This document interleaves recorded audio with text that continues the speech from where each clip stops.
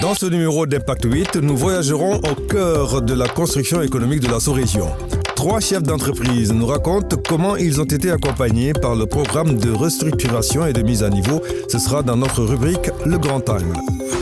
Ensuite, Ibrahima Diouf, responsable pour le Sénégal, jettera un coup d'œil rétrospectif sur le programme et développera ses perspectives. Ce sera notre rubrique Le Décryptage. Et puis ce magazine prendra fin avec des nouvelles en bref. Bienvenue donc à ce nouveau numéro d'Impact 8, le magazine d'information de l'Union économique et monétaire ouest-africaine. Convention de Yaoundé, Convention de Lomé, accord de Cotonou, les relations économiques entre l'Union européenne et l'Afrique ont toujours été régies par un cadre favorable aux 2 partenaires. Mais les accords de partenariat économique, porteurs d'une déréglementation du commerce mondial, marquent un déséquilibre au détriment des pays industriellement plus faibles, comme ceux de l'UEMOA. La mise en place des bureaux de restructuration et de mise à niveau au sein de l'Union suffira-t-elle comme réponse? C'est le 5 décembre 1999 que les États de l'UEMOA adoptent le programme de restructuration et de mise à niveau. Objectif assigné, accompagner les entreprises industrielles de la sous-région dans leur développement. 291 milliards de francs CFA, c'est le montant global alloué au programme. Le but, construire des champions régionaux capables de résister à l'accélération de la mondialisation en existant au plan international et tenter ainsi de rééquilibrer au mieux la balance commerciale de nos pays victimes de l'inégalité des échanges internationaux. Le programme est né dans la perspective des APE, les accords de partenariat économique que l'Union européenne préparait justement dans le cadre de sa collaboration avec les États de la sous-région et d'ailleurs.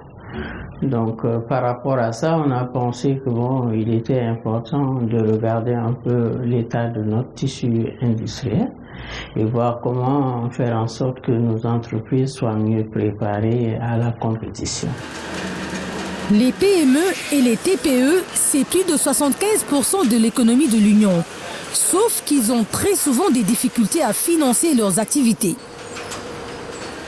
Depuis la fin des années 90, ils jouent à côté de piliers industriels que sont les multinationales ou les grandes entreprises régionales, un rôle de plus en plus important dans l'économie de la sous-région.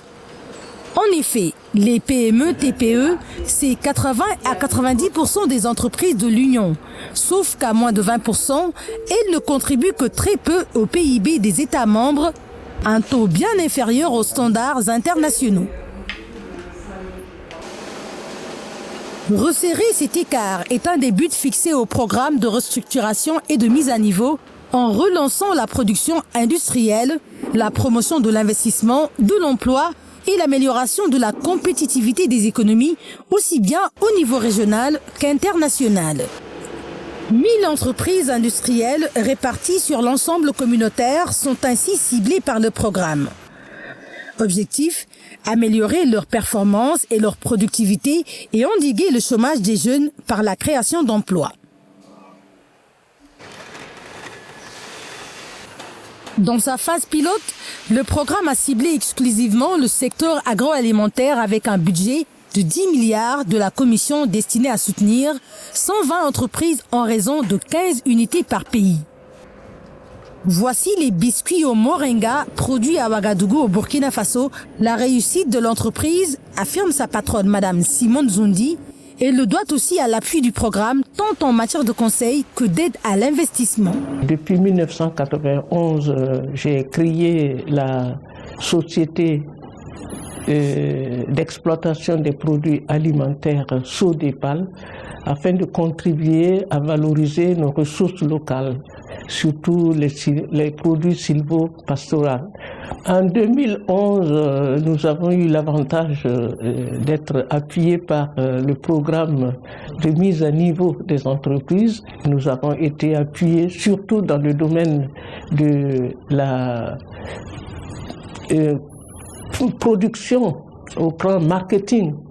Et nous avons également bénéficié d'un appui financier pour acheter également du matériel.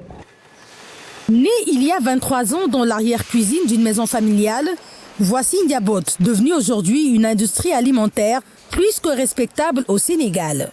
En 1997, nous avons tenté au niveau de la maison familiale Sika, dans la petite cuisine, de formater un yaourt capable de pouvoir supplémenter et même remplacer le lait caillé traditionnel servi aux populations à titre individuel et collectif et dont la traçabilité hygiène et même qualitative était encore à reprendre.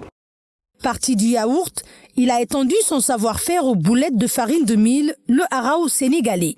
Nous avons démarré, je vous l'ai dit tout à l'heure, un chiffre d'affaires de 85 millions en 1998 et nous sommes assurés que nous sommes en décembre, nous ferons un chiffre d'affaires de plus de 3 milliards en 2019.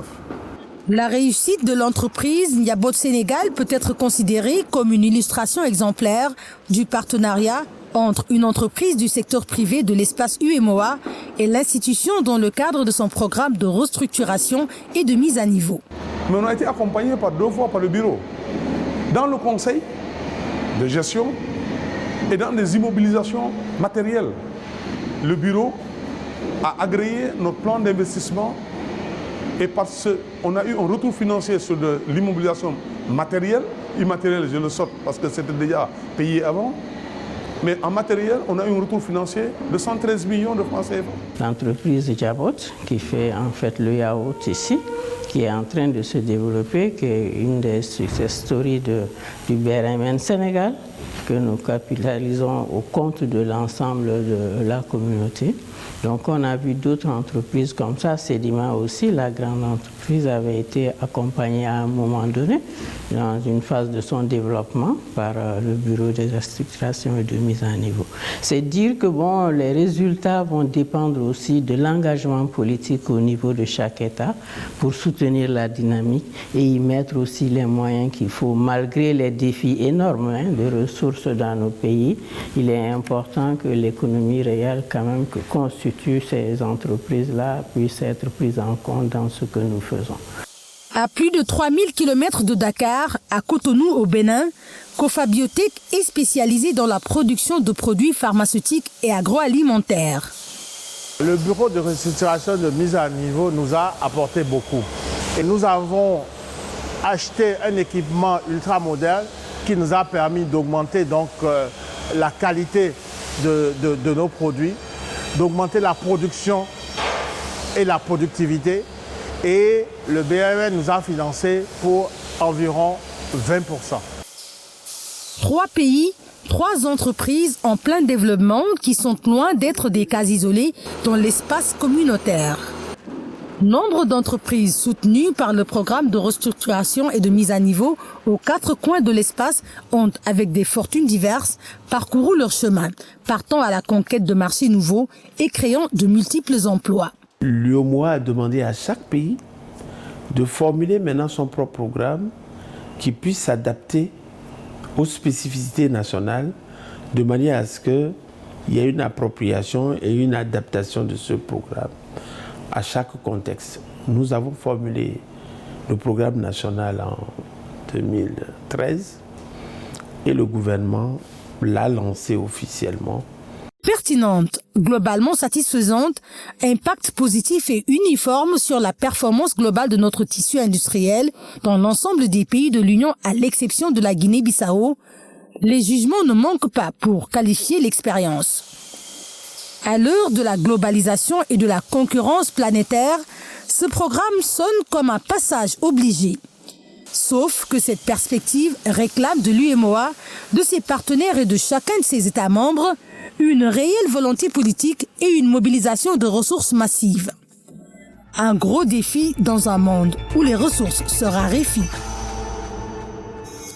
C'est au Sénégal que démarre la première expérience du programme de restructuration et de mise à niveau, avant de s'étendre à tous les autres pays de la zone UEMOA.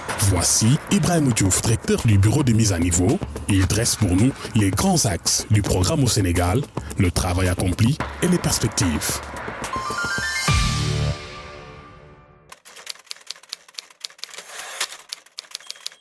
Dans le cadre de l'UEMOA, il y avait la mise en œuvre de cette politique industrielle commune. Politique industrielle commune qui nécessite que tous les pays aient le même traitement préférentiel. Et n'oublions pas que aussi le tarif extérieur commun était aussi en vigueur. Et il fallait pour cela aussi, pour faire en tout cas marcher le jeu normal de la concurrence, que tous les pays aient le même traitement. C'est dans ce cadre que la politique industrielle commune a préconisé et d'une part un redéploiement industriel et que aussi des programmes de mise à niveau soient accompagnent les États pour un tout petit peu réussir cette en tout cas activité de restructuration et de mise à niveau.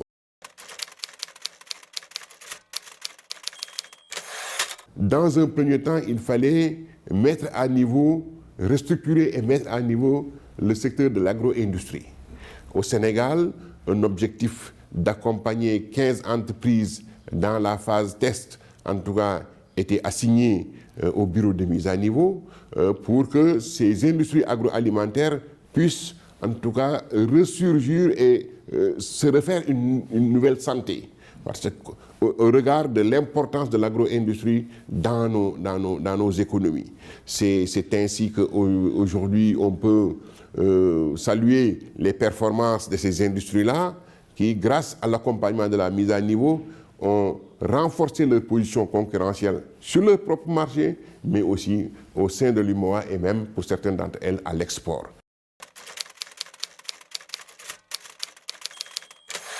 Nous entrons dans une nouvelle phase, dans un nouveau contexte qui exige davantage d'accompagnement et d'appui à ces entreprises-là.